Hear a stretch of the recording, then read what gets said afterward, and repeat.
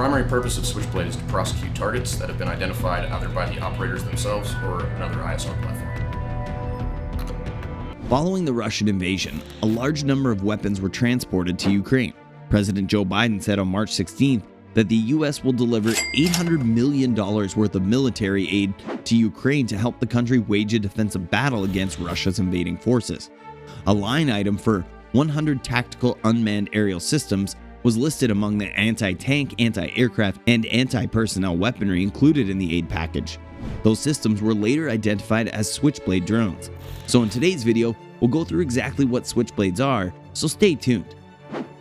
There are drones that shoot missiles and drones that are missiles in themselves.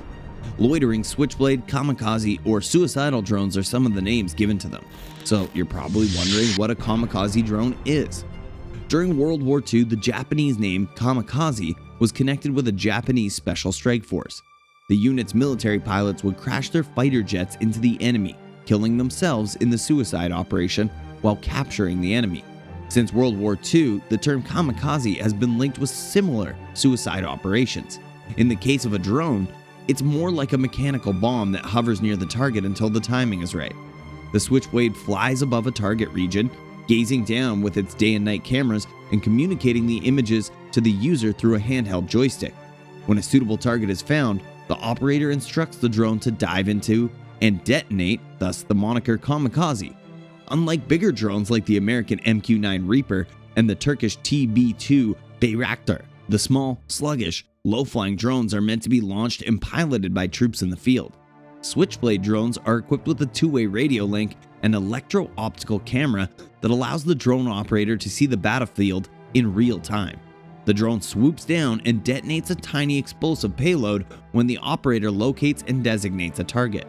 To be clear, the Switchblade 300 model's range isn't great: 10 kilometers or 6.2 miles, 15 minutes of endurance, and a top speed of 63 miles per hour. Switchblade drones are one-way weapons with a single usage. There is no landing gear or strategy for recovery. They are meant to acquire their own information and then self-destruct on an enemy target when there is a reasonable possibility that an enemy target is within range. Some analysts predict the introduction of semi-autonomous weapons will have the same dramatic impact on the ground combat as the machine gun. They can get over standard defenses to target infantry forces anywhere on the battlefield, and yet they only cost $6,000 each, compared to $150,000 for a Hellfire missile that Predator and Reaper drones routinely launch. This skill may be able to save the lives of American troops. The Switchblade contains a function that enables the user to control the explosion radius, so it may, for example, kill a vehicle's driver but not a passenger. 2 seconds before contact, the weapon can be waved off. That wave-off capacity is noteworthy in light of the September disaster in Afghanistan when the military murdered 10 people, 7 of whom were children, in a drone attack that authorities now admit was a sad error. According to a Pentagon investigation, the hit crew was ignorant of the presence of youngsters when they decided to fire. The Switchblade is equipped with cameras that display a target seconds before it is hit. However, it's frequently employed in combination with a tiny surveillance drone to get a better picture of the battlefield. Types of Switchblade.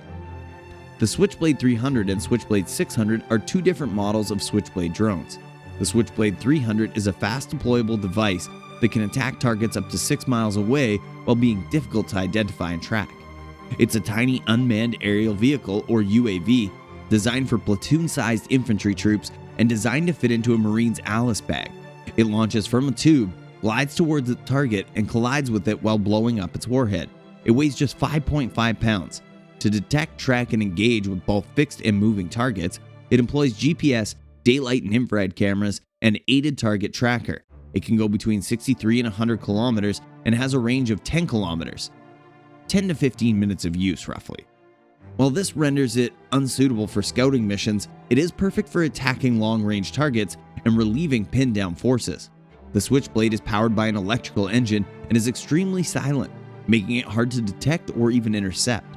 It works similarly to the cordless tube-launched, optically tracked, wire-guided tow missiles, with the exception that the tow cannot loiter. Its warhead is noteworthy. It can destroy light armored vehicles with an explosive charge comparable to that of a 40mm grenade. This is done with a forward-firing shotgun-style concentrated blast that fires pellets in the same direction as the missile. It may be set to explode at a specific height and altered mid-flight if necessary. There have been several variants of the Switchblade 300 as well, which we will touch on briefly before moving on to the Switchblade 600. The unarmed Blackwing is the first Switchblade variation. It is comparable in weight and size to the Switchblade 300 and has proven helpful in command and relay operations from submarines, surface ships, and unmanned boats. Switchblade 600. The Switchblade 600 could be launched from both air and ground stations. A 2-axis 4-sensor gimbal integrated sensor suite with dual electro-optical and infrared sensors is installed on the missile. In its conventional configuration, it can hit a target from standoff distance of over 40 kilometers, and once over the target area, it may hover for up to 20 minutes to identify the target before descending onto it. Of course, the Switchblade 600 retains the smaller system's wave-off and re-engagement capabilities. The cruise speed is above 112 kilometers an hour with a dash speed of 185, which adds kinetic energy to the anti-armor warhead tailored to the customer's specifications. Depending on the type of target and the surrounding circumstances, the user may also choose the best assault angle. Because of AeroVironment's modular approach, the Switchblade 600 will be able to adapt to the mission. As of now, a percentage of US DoD entities are lining up for the system, so new types of launch systems such as one devoted to anti-radiation missions to neutralize enemy radars may be developed. According to AeroVironment, the current warhead weighs about 5 times that of the Switchblade 300, giving the weapon significant lethality. The airframe is 1.3 meters in length and weighs 22.7 kilograms. There is no information on the wingspan, but the architecture is the same as the smaller system, with 2 folding tandem wings. The whole system weighs 54.4 kilograms, which includes the SB600, the launcher, and the fire control system, which consists of a tablet and the long-range antenna. So how useful are Switchblades for Ukraine? The Switchblade is especially beneficial to Ukrainian defensive troops since it allows them to hit targets beyond enemy lines that would otherwise be impossible to reach. Drone assaults on Russian targets in the back will demoralize the invaders, with even headquarters and supply units kilometers behind the front lines' susceptibilities. One issue that Ukrainian soldiers have is a lack of weaponry capable of completing interdiction duties, such as attacking targets like a gasoline convoy or ammo depots and higher headquarter units beyond the Switchblade 300's 4-mile range. Ukraine might utilize such a weapon to counter Russian long-range artillery shelling on Ukrainian cities. Is the United States the only country with such a drone? Not at all. Despite the fact that the kamikaze is the most advanced of this type of drone, Russia, China, Israel, Iran, and Turkey all have their own versions. The Pentagon claims that Iranian-backed militias have employed tiny drones in 10 strikes on US locations in Iraq just this year. Last year, Azerbaijan utilized tiny Turkish-made drones against the Armenian military, putting an end to a long-running standoff over a disputed region. Drones are shown attacking artillery, tank, and soldier emplacements protected by trenches in a video provided by Azerbaijan. Russia has also employed similar suicide drones to undertake attacks in Ukraine following its invasion on several occasions. Even when overhead aircraft like fighter planes, helicopters, and bigger drones aren't available, portable drones provide air support to tiny ground forces. Loitering drones exacerbate the problem of hostile drones already present. Rather than worrying about a drone relaying their position to artillery or an assault chopper, troops must now regard every hostile drone as a possible suicide drone, ready to drop down on them and detonate a devastating bomb at any time. The next phase is to swarm loitering drones with strength of an artillery barrage to attack them en masse. Every contemporary army must now consider how to combat them. So, how do you feel about the Switchblade?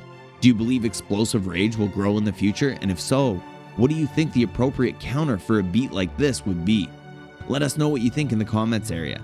Thanks for watching, and I'll see you in the next video.